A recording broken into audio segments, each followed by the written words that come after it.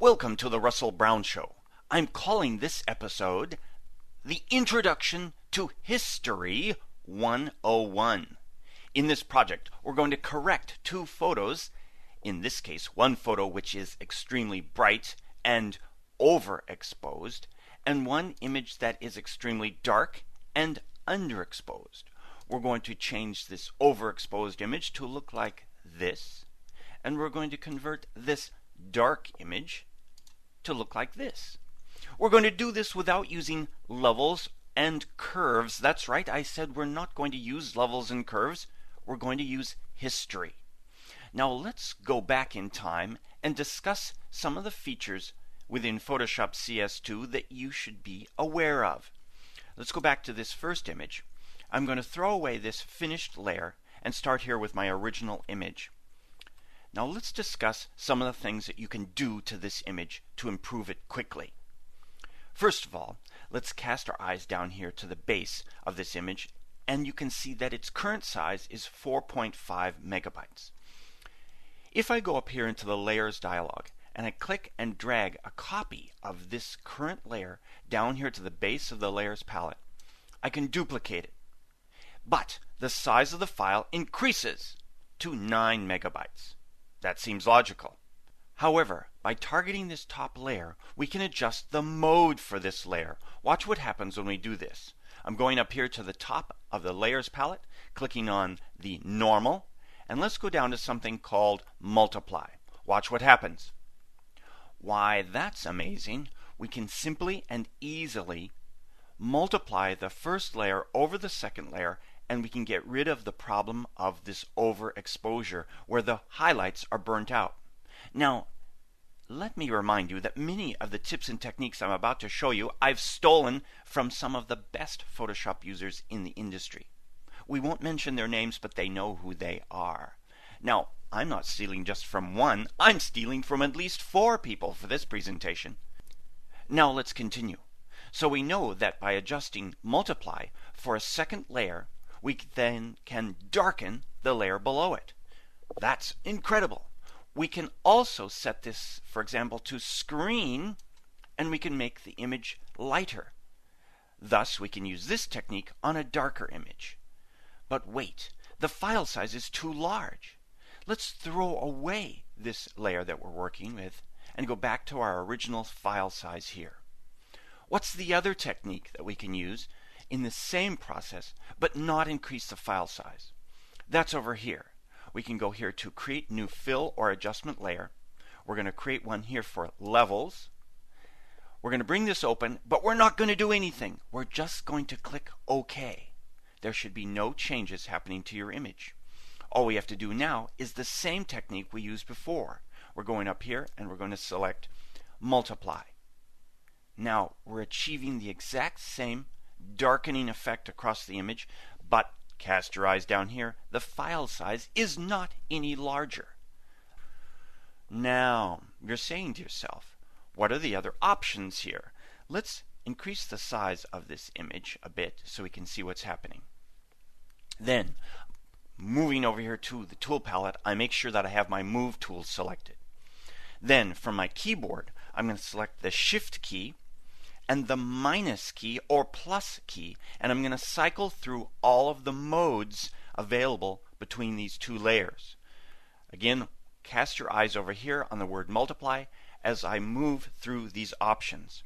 So I'm selecting the minus key, so it's going to move backwards through the list. Here's Darken, Dissolve, Normal, Luminosity. Doesn't seem to be any change in some of these. As we move up here to Exclusion, of course there's a major difference. And here to Linear Light, Vivid Light, Hard Light, Soft Light, Overlay, Linear Dodge, Color Dodge, and Screen again, as we've come through all of them. Now, as you go through these, see if any of these might improve or give you some qualities to this image that you're looking for. As I moved through these, I found that Multiply was one of the ones I wanted to use, and also another one here called Linear Burn. There's some nice contrasting to the shape of the feathers, as well as some color that's picked up in the beaks. I also noticed that under overlay down here, I have a really nice color here to the eye. So I take all of this into account. I think about all of the different elements that I can use from all of these that I can apply to my image. Now, it's not easy to apply them in this technique because I'm filling in the entire layer with one consistent overlay or multiply. So now comes the history lesson. Let's throw this away, even though we've remembered what we've just done. We're back to our original image. We go down here to our history palette and we notice that our history down here has been recorded when we originally opened the image. And when we did that, I of course had two layers. I'm going to throw this layer away again, just like this. Now let's start from the beginning. Here we are with one layered document. We don't want to use levels, we don't want to use curves, we want to use history in combination with those special blending modes. We move over here to the tool palette and select this brush right here, the history brush. I'm going to click and hold on it and make sure that I definitely have the history brush and not the art history brush. Just like this. Now, this is when the great part of this demo begins. I currently only have one instance of history over here in my history palette. I'm only going to use one instance of history for this whole project. No need to create any more.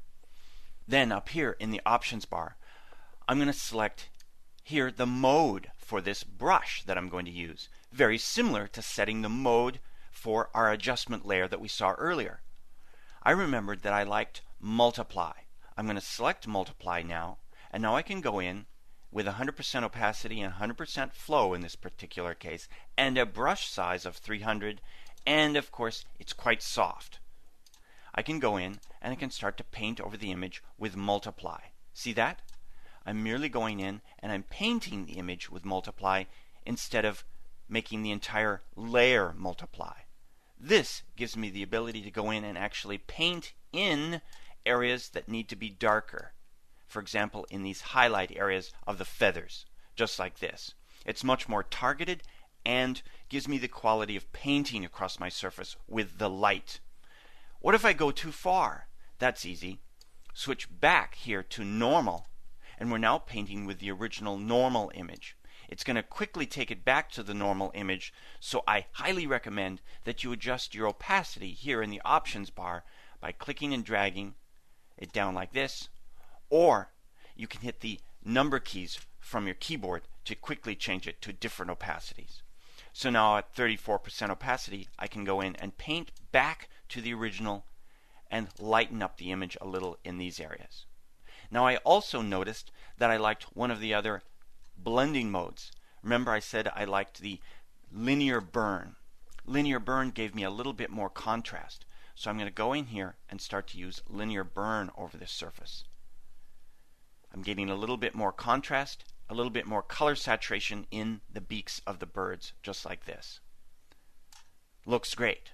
Now, the final thing I wanted to do was to enhance the color in the eyes. That I can achieve with overlay here. I'm going to reduce the size of the brush down with my open and close brackets. I can adjust the size quickly, and I'm just going to click on the eyes a couple times. Look at that. I can then snap the color in those eyes like that. I'm going to also move over the beaks just a little bit here, just like that, to make the beaks a little bit brighter. So this is how we can quickly and easily adjust an image using history with our blending mode techniques we saw earlier. So let's move on to our next one.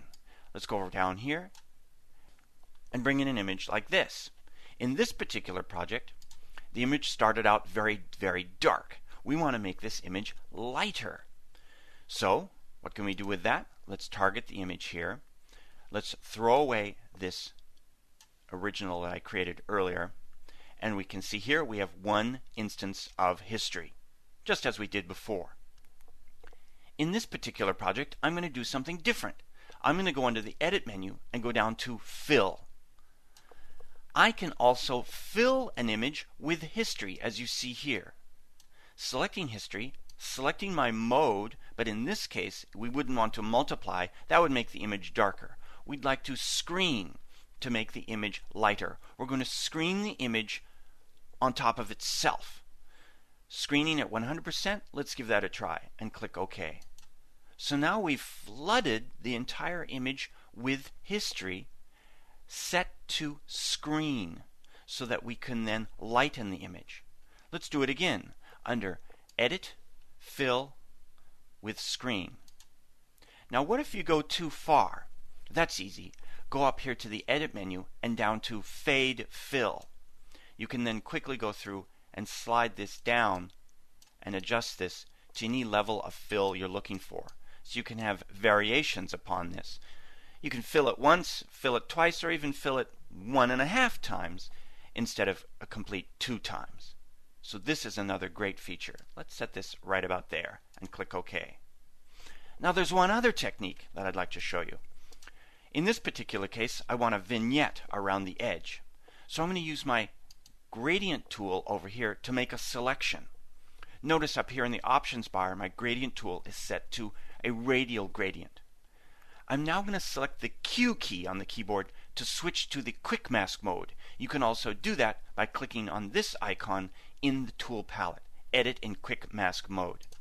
Now in this mode, I can click and drag over my image and you can see this amber overlay. Remember, the darker the amber area, the more protection over that area.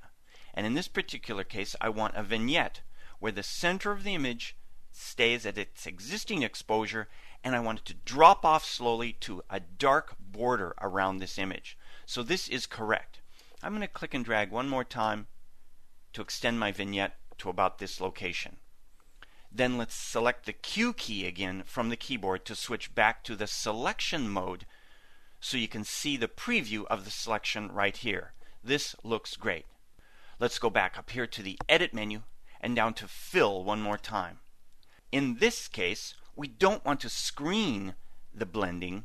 We want to multiply the blending because we want to darken the image. Now, do I want to use 100%? I don't think so. That's going to really get dark.